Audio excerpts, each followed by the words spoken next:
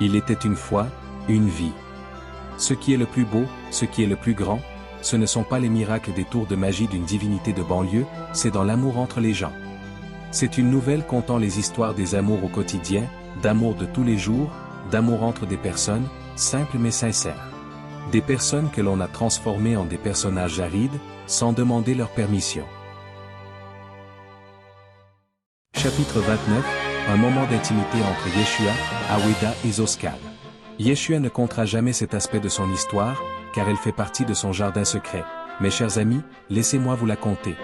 Joseph avait bien choisi lorsqu'il recommanda Aweda et Zoskal pour s'occuper de Yeshua pendant l'absence nécessaire de Myriam à Jérusalem auprès des 11.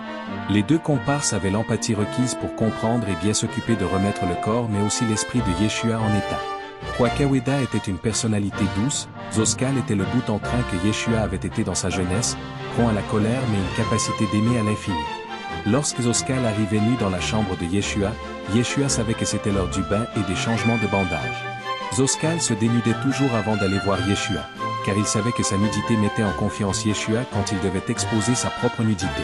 Et cela favorisait aussi un rapprochement nécessaire pour une guérison morale, rétablir la confiance en l'humanité qui avait été mise à rude épreuve pour Yeshua. Inhabituellement, Aweda se présenta sur la demande de Zoskal qui avait besoin de lui pour déplacer doucement Yeshua, il arriva auprès d'eux peu après. Complètement habillé, pas par pudeur, mais il ne s'était jamais senti à l'aise d'exposer sa propre nudité à d'autres hommes. Zoskal dit alors à Aweda. Allons Aweda, enlève-moi tous ces chiffons. Tu vas être beaucoup plus à l'aise pour m'aider.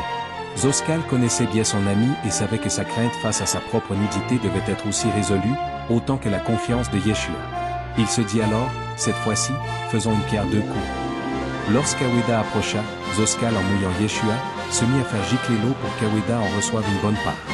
Yeshua voyant ceci et s'étant pris d'un fou rire face à cette baignade improvisée, laissa aller son cœur d'enfant et fit de même. En moins de deux, les vêtements d'Aweda furent complètement trempés. Zoskal éclatant de rire dit alors. Tu vois Aweda, qu'est-ce que je t'avais dit? Enlève donc tous ces chiffons, ils vont juste te gêner. Yeshua face à cette blague de Zoskal, éclata d'un rire sonore. Aweda comprit alors la double intention de Zoskal et le remercia par un geste discret à son endroit.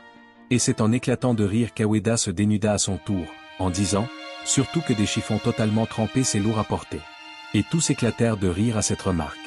Oui, la nudité des trois hommes faisait tomber des barrières que seule cette fragilité commune pouvait communiquer.